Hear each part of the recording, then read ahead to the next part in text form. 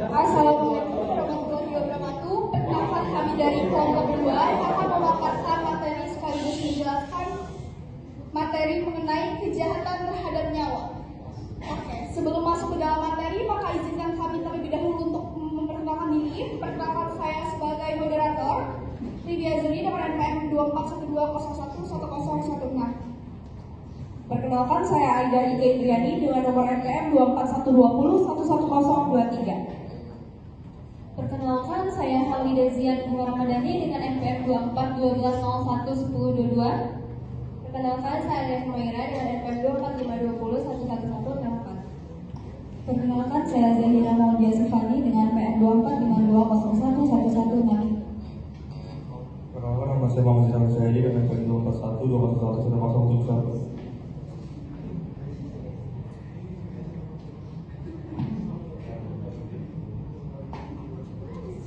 Dari delik pembunuhan. Bagaimana delik pembunuhan? Bagaimana definisi dalam kitab undang-undang hukum pidana yang akan dijelaskan oleh kalian?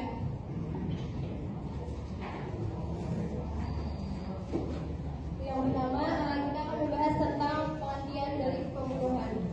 Apa sih delik pembunuhan itu? Jadi delik pembunuhan adalah suatu perbuatan yang dengan sengaja merampas nyawa orang lain sehingga menimbulkan akibat hilangnya kehidupan seseorang.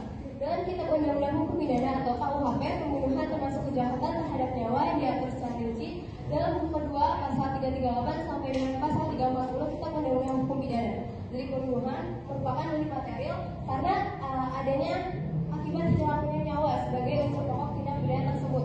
Pelaku harus memiliki kesengajaan untuk menyebabkan kematian tersebut agar bisa dikatakan melakukan pembunuhan. Lalu selanjutnya itu ada posisi delik dalam sistem kitab undang-undang hukum pidana. Dalam sistem kitab undang-undang hukum pidana, delik pembunuhan termasuk dalam kategori kejahatan dan bukan pelanggaran. Hal ini dikarenakan pembunuhan melibatkan pelanggaran serius dengan akibat yang sangat fatal atau hilangnya nyawa orang lain, mengandung unsur kesengajaan dan memiliki sanksi pidana yang berat. Sedangkan jika pelanggaran itu menurut sistem kitab undang-undang hukum pidana adalah tindak pidana yang lebih ringan dan biasanya hanya dikenakan denda atau hukuman ringan. Lalu bagaimana klasifikasi atau jenis-jenis pembunuhan yang ada di dalam KUHP? Dan ini ada 3 jenis yang akan dijelaskan oleh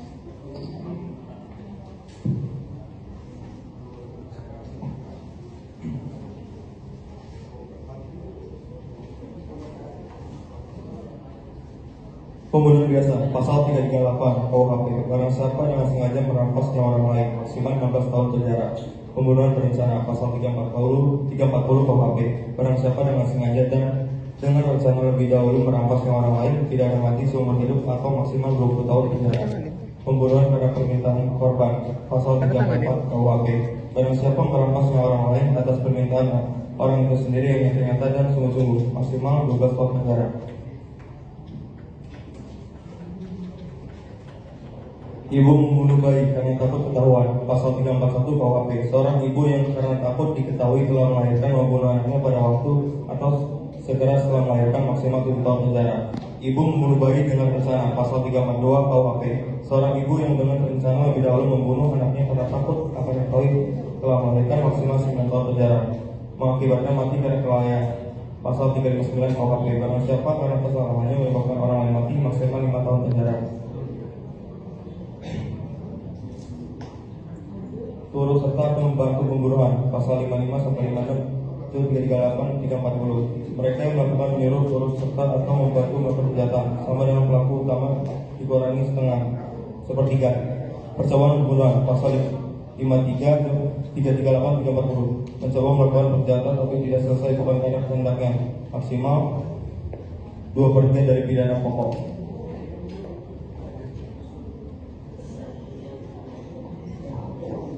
lalu unsur apa yang harus terpenuhi agar suatu perbuatan dapat disebut dengan pembunuhan?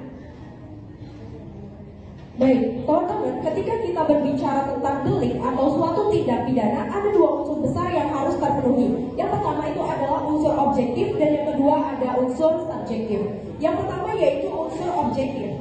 Unsur objektif itu adalah bagian yang bisa kita lihat secara nyata dan bisa dibuktikan dengan fakta-fakta yang ada yang terjadi di luar diri perilaku dari orang tersebut. Dan unsur ini berkaitan dengan perbuatan lahiriah dari perilaku tersebut. Seperti yang kita bisa lihat pada pasal 338 KUHP tentang pembunuhan, yaitu barang siapa dengan sengaja merampas nyawa orang lain. Dari pasal ini kita bisa uraikan unsur objektifnya seperti ini. Pertama, yaitu perbuatan atau biasa kita kenal dengan actus reus. Apa yang dilakukan pelaku? Misalnya merampas nyawa orang lain. Yang kedua, objek atau sasaran tindak pidana. Siapa yang menjadi korban? Yaitu orang lain. Dan yang ketiga, akibat yang ditimbulkan atau nyawa korban yang hilang atau meninggal dunia. Dan yang keempat, hubungan kausalitasnya atau hubungan sebab akibat perbuatan pelaku sehingga korban itu dapat meninggal dunia. Maka kesimpulannya, kalau kita tarik ke dalam contoh pasal 338 tadi, perbuatannya adalah merampas nyawa orang lain, objeknya adalah orang lain, dan akibatnya adalah kematian korban, dan hubungan kausalitasnya bahwa kematian itu diakibatkan oleh perbuatan pelaku, seperti itu. Selanjutnya yaitu unsur-unsur delik pada unsur subjektif. Kalau unsur objektif tadi bisa kita lihat dari luar diri perilaku, maka unsur subjektif itu kebalikannya, yaitu ada di dalam diri perilaku tersebut. Maka unsur subjektif ini berkaitan dengan niat atau kesengajaan dan keadaan batin dari perilaku orang tersebut. Dalam hukum pidana, biasanya unsur subjektif ini dikenal dengan mens rea, di mana pada unsur subjektif ini meliputi pertama, kesengajaan atau dolus, atau kealpaan atau culpa. Apakah pelaku itu memang berniat atau hanya lalai, dan itu nantinya pertimbangan hakim akan yang memutuskan. Yang kedua, maksud atau tujuan tertentu. Misalnya dalam pembunuhan berencana pada pasal 340 KUHP ada niat yang disusun terlebih dahulu. Dan yang ketiga itu adanya motif atau dorongan batin, di mana meski tidak ada yang menentukan ada atau tidaknya tindak pidana, tetapi bisa menjadi bahan pertimbangan hakim dalam menentukan berat atau ringannya hukuman tersebut. Selanjutnya yaitu unsur-unsur delik, unsur tambahan. Selain unsur objektif dan subjektif yang ada pada diri dan dalam perilaku tersebut, ada beberapa unsur tambahan yang hanya muncul pada jenis delik tertentu. Unsur ini biasanya memberikan sifat khusus pada tindak pidana. Contohnya yaitu yang pertama, kualitas pelaku, di mana pada pasal 341 KUHP disebut seorang ibu yang membunuh anaknya sendiri. Bahwasannya ini sudah jelas bahwasannya kualitas atau orang yang dapat membunuh hanya seorang ibu. Lalu yang kedua, keadaan tertentu seperti pada pasal 340 KUHP tadi dilakukan dengan rencana lebih dulu. Maka ini adalah unsur pembunuhan berencana. Dan yang ketiga, cara atau alat tertentu. Contohnya pembunuhan dengan racun ataupun senjata tajam atau kekerasan fisik. Delik pidana ini. Pertanggungjawaban pidana yaitu adalah kemampuan seseorang untuk menanggung akibat hukum dari perbuatan pidananya. Seseorang baru bisa dipidana jika dikatakan bersalah. Syarat pertanggungjawaban pidana. Syarat pertanggungjawaban pidana yaitu ada satu, perbuatan melawan hukum, yaitu perbuatan yang memenuhi unsur tindak pidana. Kedua yaitu mampu bertanggung jawab, menyadari sifat melawan hukum dari perbuatannya dan dapat mengendalikan kehendaknya. Yang ketiga yaitu ada kesalahan, dolus dan culpa. Dolus yaitu adanya niat atau kehendak. Contoh niat membunuh dalam pasal 338 yaitu seseorang menembak orang lain di kepala dengan maksud membunuh karena dendam. Seseorang pelaku ini dapat dipidana karena pembunuhan karena ada niat dan kesadaran untuk akibat tersebut. Yang selanjutnya yaitu culpa, tindakan kelalaian atau tidak sengaja yang mengakibatkan seseorang meninggal dunia. Contoh yaitu seseorang mengemudi dengan kecepatan tinggi sambil menggunakan telepon, lalu menabrak orang lain hingga meninggal. Pelaku tidak berniat membunuh tetapi lalai sehingga dapat dipidana dengan pasal 359. Selanjutnya yaitu tidak ada alasan pemaaf. Meskipun memenuhi unsur pidana, seseorang bisa bebas jika tidak ada alasan pemaaf. Alasan pemaaf yaitu bisa jadi karena gangguan jiwa dan lain sebagainya.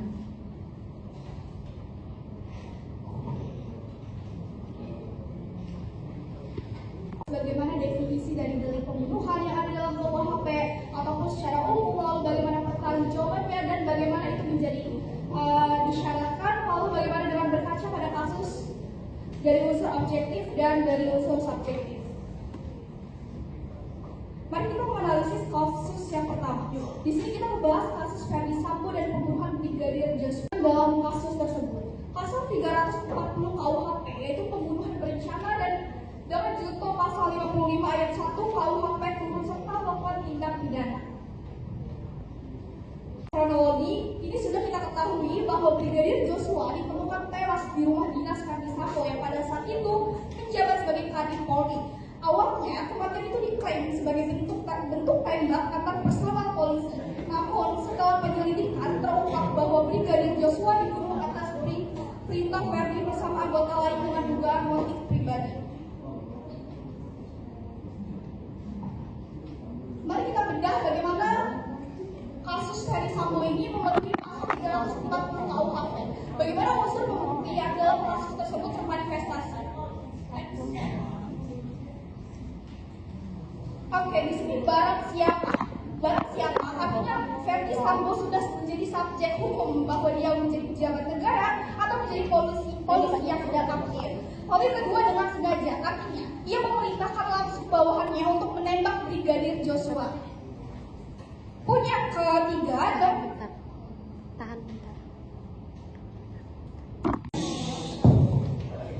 melanjutkan bagian ketiga dan dengan rencana terlebih dahulu. Maka di sini ada waktu dan tindakan persiapan Sambo untuk memerintahkan penjemputan korban, mengatur lokasi dan menyiapkan senjata. Pun yang terakhir ada merampas nyawa orang lain. Brigadir Joshua meninggal dunia akibat tembakan yang diperintahkan oleh Sambo. Next.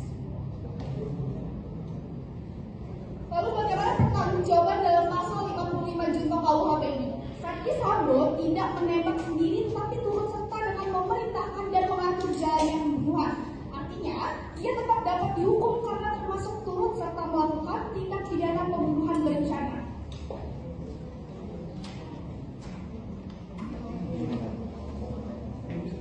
Lalu bagaimana dari putusan pengadilan? Pengadilan Negeri Jakarta Selatan, Ferdy Sambo dinyatakan terbukti secara sah dan meyakinkan melakukan pembunuhan berencana terhadap Brigadir Joshua dengan vonis penjara 20 tahun dan putusan ini bersifat inkrah atau kekuatan hukum tetap.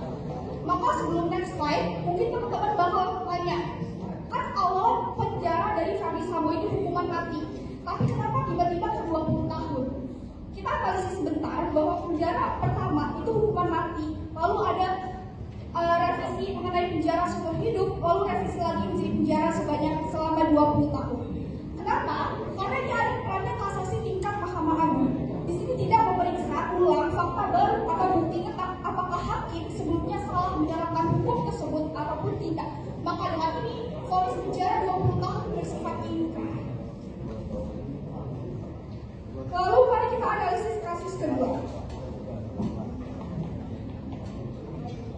Baik, contoh kasus kedua itu ada terdakwa yang bernama Atika Arifin alias Bares bin Andi Arifin dengan korban Berkita Ibrahim Tanggungan alias Brabin Beni Kemal Tanggungan, di mana pada Jumat malam tanggal 17 Maret 2023, Saksi Mariono mendatangi warung kopi milik Bumayan di Jalan Taman Pelita, Paimara, Jakarta Barat. Di sana Mariono bertemu dengan korban yaitu Baginda Ibrahim Tanggungan yang sempat meminta uang kepada Mariono lalu mengadu kebandaan. Lalu si Andika Arifin itu mengadu bahwa ia diminta uang oleh si korban. Kemudian awal peristiwa pembunuhannya itu pada hari Sabtu 18 Maret 2023 di sekitar pukul 1:30 Mariono bersama dengan Andika mendatangi korban di jalan yaitu Jatipulau Palang Merah, Jakarta Barat. Saat itu terjadinya adu mulut antara Mariono yang mendorong dan membanting tubuh korban. Andika Arifin kemudian membacok kepalanya dan punggung korban dengan senjata tajam. Kemudian di penangkapan dan barang bukti itu ada keduanya ditangkap oleh Polda Metro Jaya di daerah Bandung Sari, Depok, Jawa Barat. Barang bukti yang disita antara lain adalah pakaian pelaku dan pedang yang digunakan untuk membacok korban. Kalau tugas segini kan apanya kan tugas ini kan bapaknya nggak masuk. Kemudian ada putusan hakim akibat kasus tersebut yaitu terbukti secara sah dan yakin bersalah melakukan tindakan pidana turut serta melakukan perbuatan dengan sengaja dan berencana terlebih dahulu merampas nyawa orang sebagaimana yang didakwa dalam dakwaan pertama melanggar pasal 340 KUHP junto pasal 55 ayat 1 KUHP, menghukum terdakwa karena itu dengan pidana penjara selama 20 tahun dan membebankan biaya perkara kepada terdakwa sebesar Rp2.000.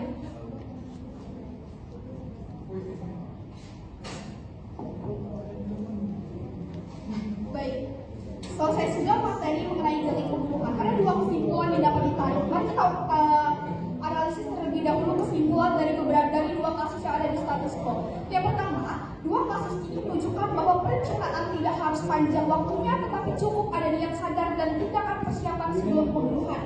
Artinya, selain itu, penerapan pasal 55 KUHP memperjelas bahwa pelaku intelektual atau aktor intelektual dapat dijatuhi hukuman sama beratnya dengan pelaku langsung.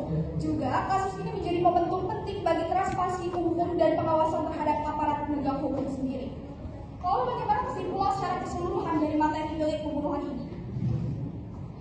Delik pembunuhan dalam KUHP merupakan tindak pidana yang menyangkut hilangnya hak hidup seseorang.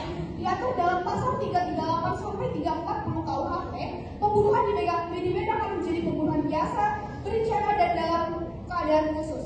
Unsurnya meliputi unsur objektif dan subjektif yang berupa kesengajaan pelaku yang pada pembunuhan berencana ditambah unsur perencanaan terlebih dahulu. Maka, pengaturan ini menunjukkan bahwa hukum pidana berfungsi tidak hanya menghukum pelaku, tetapi juga melindungi hak hidup dan menjaga moral kemanusiaan dalam masyarakat. Maka selesai sudah presentasi dari kelompok 2 mengenai delik pembunuhan. Kita akan membuka sesi tanya jawab sebanyak 2-3. Apakah ada pertanyaan dari teman-teman semua?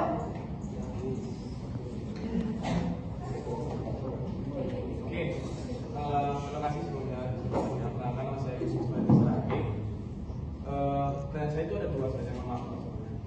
Tadi di PPT teman-teman itu menyebutkan bahwa pembunuhan kalau tidak ada niat itu tidak dapat dikatakan pembunuhan ataupun melakukan pembunuhan. Jadi apa namanya kalau nggak pembunuhan? Itu yang pertama. Yang kedua, apa nih yang terjadi ketika ada damai serius tapi tidak ada terjadinya aktor serius? Apakah itu bisa dipidana?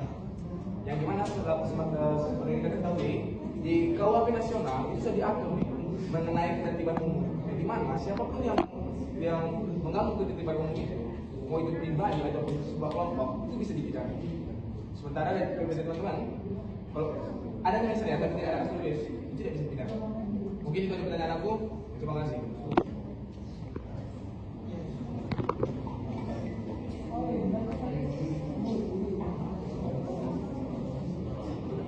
Terima kasih atas pertanyaannya. Apakah ada pertanyaan lebih lanjut dari teman-teman? Boleh berdiri.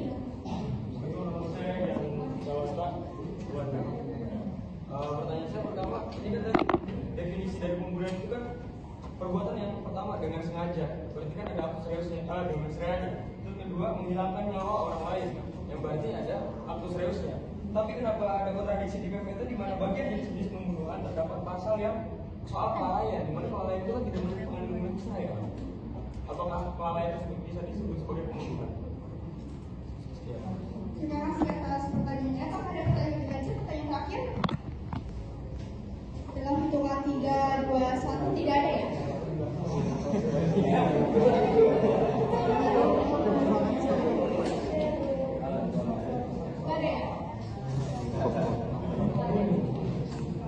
Baik, maka berarti kelompok 2 hanya menerima 2 pertanyaan saja. Berikan kami waktu sekitar 3-5 menit untuk berdiskusi.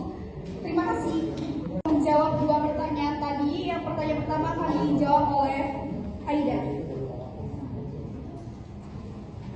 Oke, baik. Pertanyaan dari Luis tadi, pertama, pembunuhan jika tidak ada niat tidak bisa dikatakan pembunuhan. Sebenarnya dalam hukum pidana itu benar. Dalam hukum pidana, pembunuhan termasuk delik dengan unsur kesengajaan atau dolus, seperti yang sudah dijelaskan pada unsur subjektif tadi. Artinya, seseorang itu baru bisa dikatakan melakukan pembunuhan jika ada niat atau kehendak untuk menghilangkan nyawa orang lain atau mens rea itu sendiri. Maka jika seseorang tidak memiliki niat, misalnya karena kelalaian, maka perbuatan tersebut di dalam pembunuhan tersebut itu ada pada pasal 359 KUHP yang berbunyi, barang siapa karena kesalahannya atau kelalaiannya menyebabkan orang lain mati, dia ancam dengan pidana penjara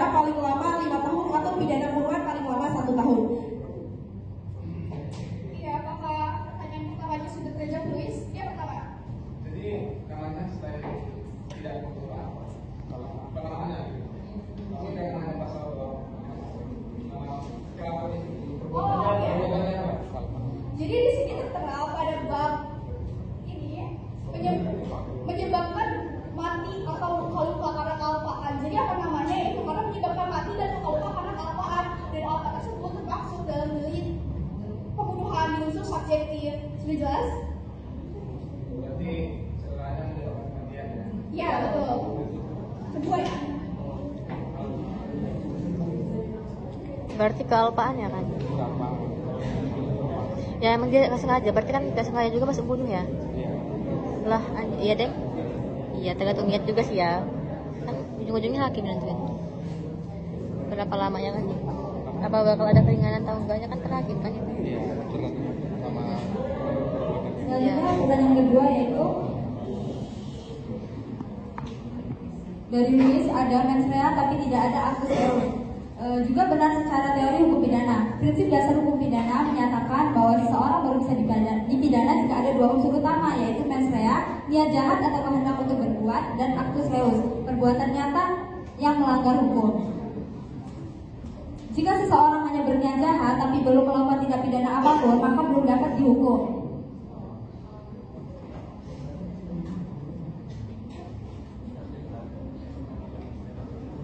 Contohnya, seseorang berniat membunuh tapi belum melakukan tindak persiapan atau serangan baru sebatas niat di hati, maka belum ada delik yang sempurna sehingga tidak bisa dipidana karena belum ada actus reus. Apakah sudah cukup?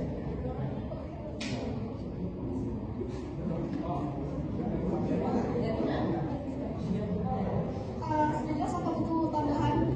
Jelas. Jelas ya? Terima kasih, Luis. Jadi balik lagi ya teman-teman, seseorang itu dapat dipidana ketika dua unsur tersebut terpenuhi, yaitu unsur subjektif dan unsur objektifnya. Jika ada salah satu seperti mens rea saja, itu tidak bisa dipidana, yaitu harus ada dua-duanya dari unsur tersebut. Selanjutnya pertanyaan ketiga akan dijawab oleh Alia.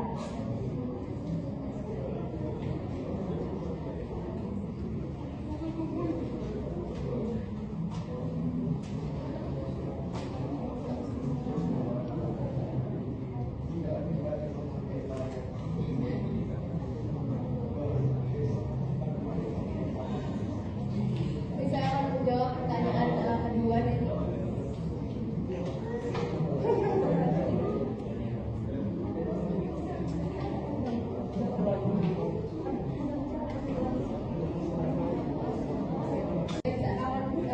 menjawab pertanyaan melakukan tertib umum itu tidak bisa dipidana.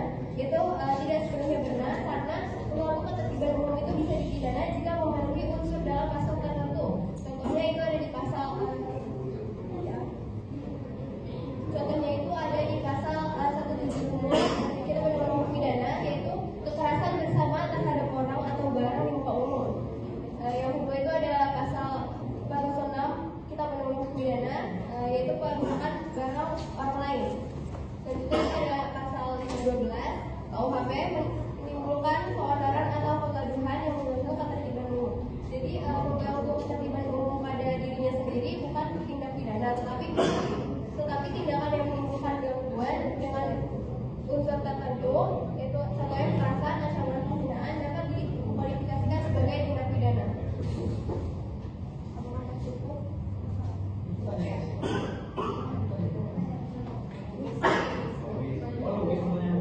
Yang mengganggu ketertiban di jalan.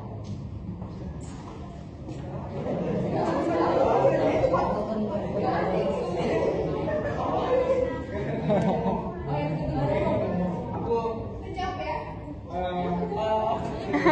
Oh iya, enggak. Terima kasih, Luis.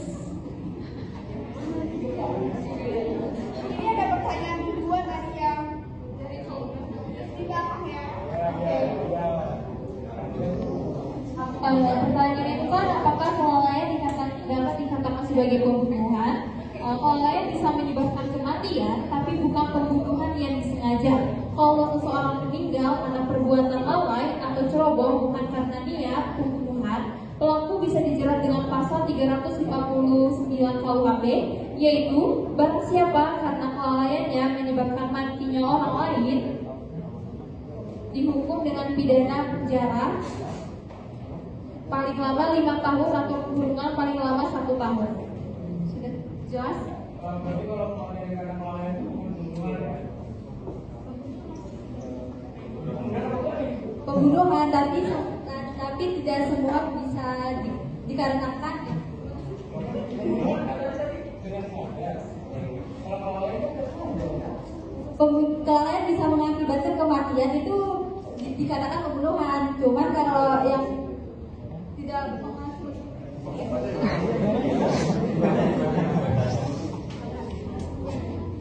Oke, baik.